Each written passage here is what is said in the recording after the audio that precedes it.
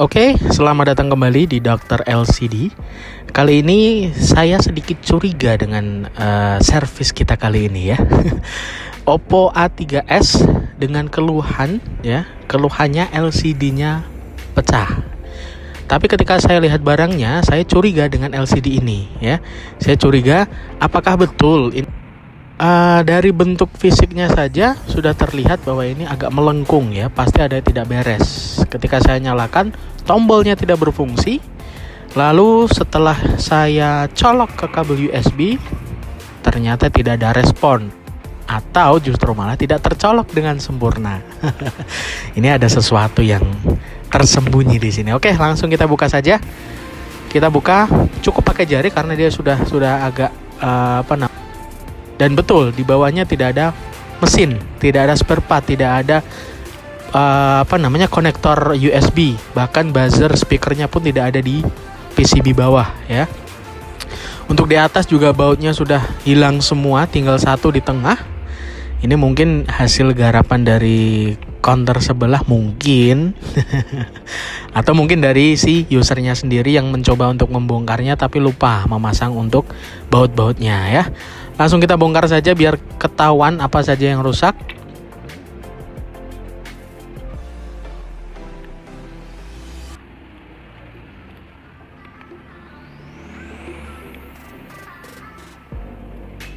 Patah, betul-betul patah, bukan hanya sedikit pecah atau apa, betul-betul patah. Dan ini seperti ada bekas dilem di framenya. Mungkin ini dulu sudah pernah patah, cuman hanya diatasi lem saja. LCD juga sudah rusak, hancur ya. Framenya pun patah, kita harus ganti frame yang baru.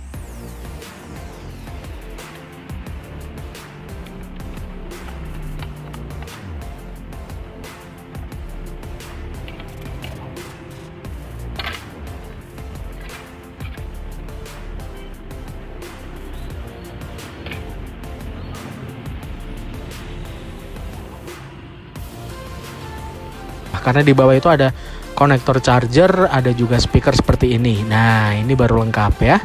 Ada untuk konektor casnya, ada tombolnya, dan di bawahnya itu untuk speakernya. Jadi lengkap semua di situ ya.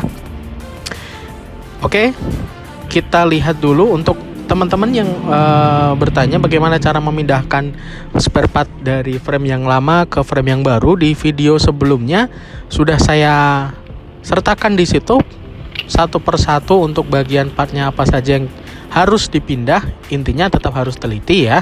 Semua part, semua aksesoris yang ada di frame lama kita pindahkan di frame yang baru. Oke. Ini untuk fleksibel volumenya yang baru siap kita pasang. Kita butuh bantuan sedikit lem di situ, hanya sedikit saja.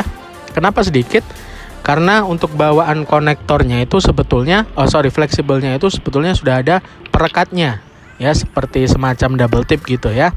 Cuman bagi saya itu kurang kuat.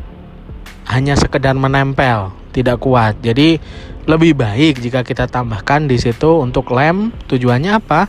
Biar sedikit merekat antara si fleksibel volume dengan si frame-nya itu sendiri ya. Langsung ditempel saja, tidak perlu diotak-atik, langsung dipaskan ya. Di situ ada sedikit cowakan dikit ya, itu dimasukkan di situ, ditekan-tekan sedikit dengan benda tumpul, dipaskan untuk yang sampingnya dan ditempel gitu. Oke.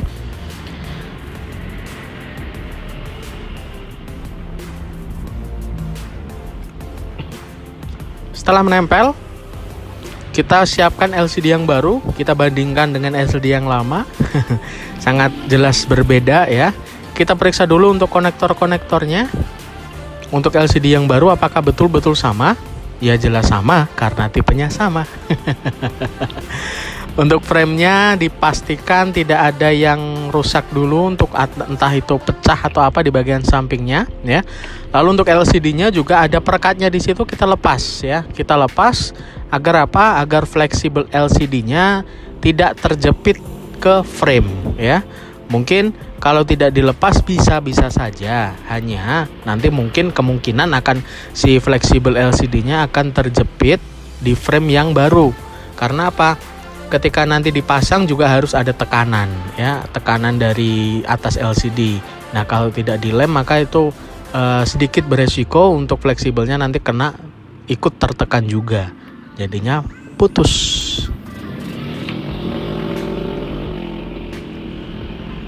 Dipaskan saja, direkatkan langsung ya, jangan sampai ada sisi-sisi dari fleksibel itu yang sedikit mengganjal. Usahakan rata dengan si LCD-nya sendiri ya, tujuannya biar tidak terjepit di frame-nya nanti. Kalau masih ada sedikit benjolan atau tidak rata, nanti resiko akan terjepit ya. Langsung aja kita kasih lem untuk frame-nya yang baru. Tidak usah banyak-banyak ya, cukup sedikit saja di sisi-sisi frame-nya dengan rata, tipis dengan rata. Kalau terlalu banyak nanti akan meluber keluar dan agak sedikit jelek kelihatannya ya. Jadi sedikit-sedikit saja sampai seluruh keliling frame-nya tertutup dengan lem. Kalau sudah, lalu kita pasang LCD-nya. Dipaskan ya, ditekan-tekan sedikit sampai rapat. Di situ masih terlihat pinggir-pinggirnya sedikit ada bekas lemnya. Itu tidak apa-apa, ditunggu sampai kering. Nanti kalau kering bisa dibersihkan, tinggal diusap-usap aja dengan tangan. Nanti akan mudah untuk dibersihkannya, tidak masalah ya. Kita jepit. Untuk penjepitnya sendiri, saya pakai penjepit seperti ini dengan tujuan biar lebih erat. Cuman dikasih sedikit lapisan empuk, entah bisa spons double tip atau mungkin kardus ataupun yang lainnya.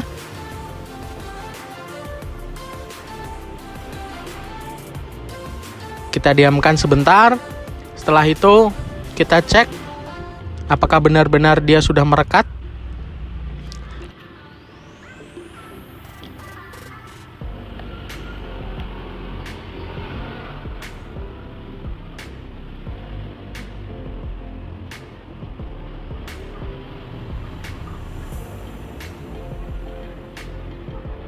Lalu setelah itu kita pasang untuk mesinnya ya, mesin HP-nya.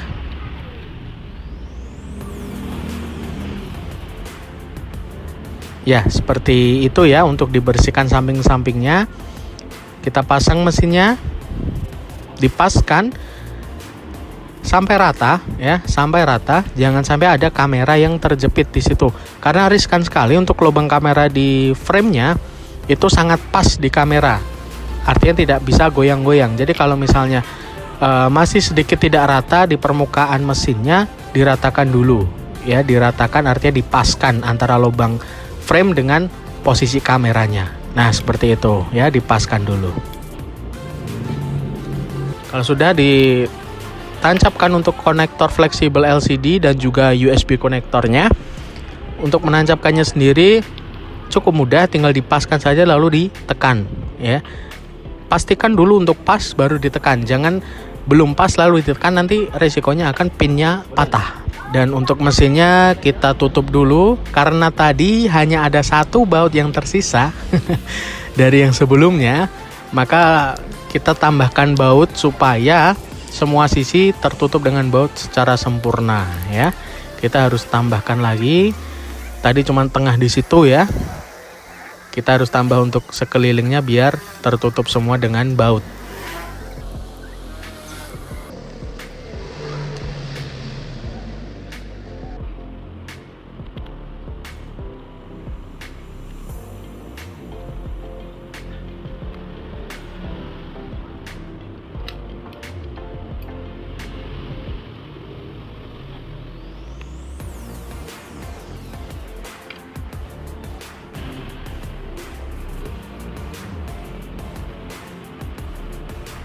Setelah terpasang semua, lalu kita nyalakan dan oke, berhasil sudah ya.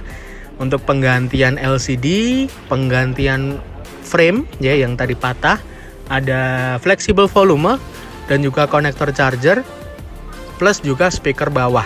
Jadi semua beberapa yang saya curigai tadi memang betul-betul rusak.